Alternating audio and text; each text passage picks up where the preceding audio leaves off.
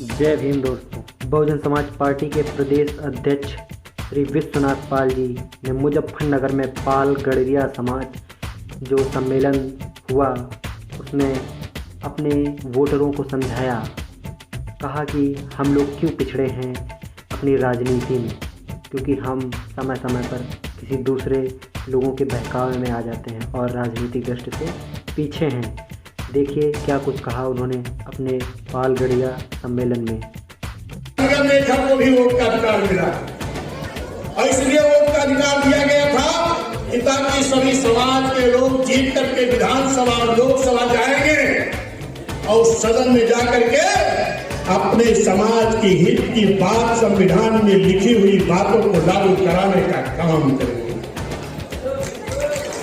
इसलिए मेरे साथियों, इस देश का दुर्भाग्य है कि गड़रिया बघेल समाज का व्यक्ति लगभग 1952 में वोट पड़ना शुरू हुआ और 1984 तक राजनीतिक भागीदारी हमारी जीरो थी।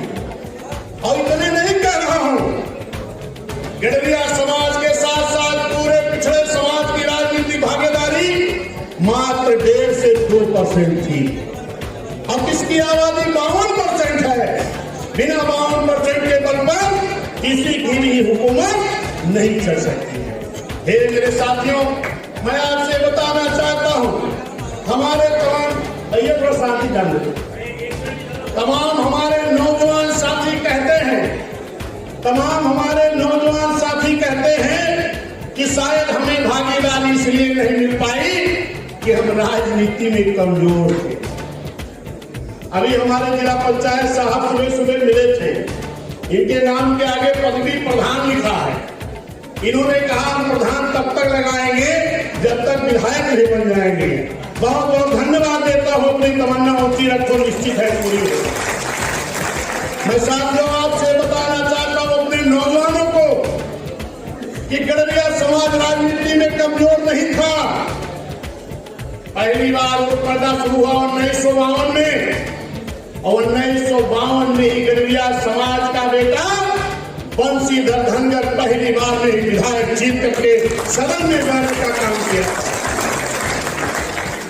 और 57 में इसी गड़रिया समाज का बेटा बंशीधर धनगर पार्लियामेंट में भी जाने का काम किया था।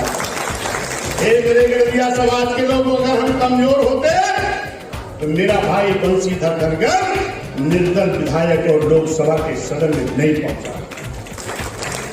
कारण क्या रहा कि जो हम पीछे रहे हैं, इस पे हमें चिंतन करने की जरूरत है। कारण ये रहा है कि जब राजनीतिक दल डेवलप हो गए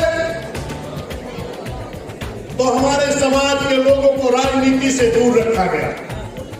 मेरे साथियों, राजनीति से भी दूर रखा गया, हमें आरक्षण से भी दूर रखा गया। समय तो ज्यादा हो रहा है, लेकिन साथियों 1928 में डॉक्टर बी.आर. अम्बेडकर साहब ने एक साइमन कमीशन इस देश में मंगाने का काम किया। अब वो साइमन कमीशन मंगाया क्यों गया था?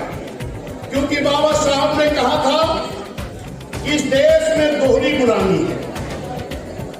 एक गुलामी है अंग्रेजों की और दोहरी गुलामी है बड़े बड़े राजे रजवाड़ों की।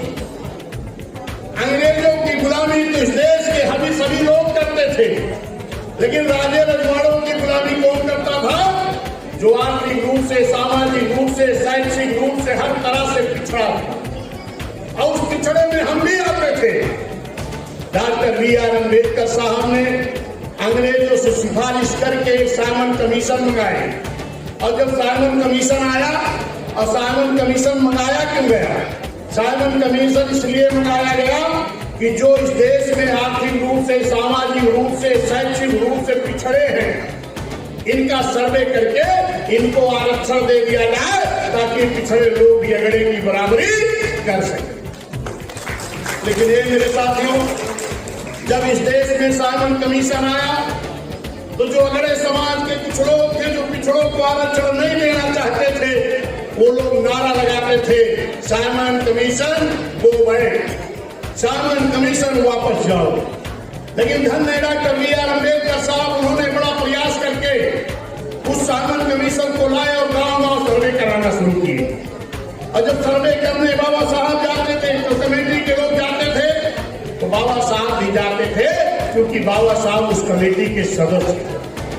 बाबा साहब जैसे उस गांव से निकल करके आते थे, वैसे जो आपको आरक्षण नहीं देना चाहते थे वो भी उस गांव में पहुंच जाते थे और कहते थे कि बाबा साहब आए थे क्या? कहीं हाँ आए तो थे।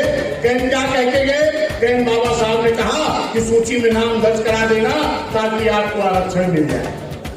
उन लोगों ने कहा कि अगर बाबा साहब की बात को मान गए, सूची में नाम दर्ज करा दिए, तो आप SC हो जाओगे, आप ST हो जाओगे, आप छोटी जाति में हो जाओगे।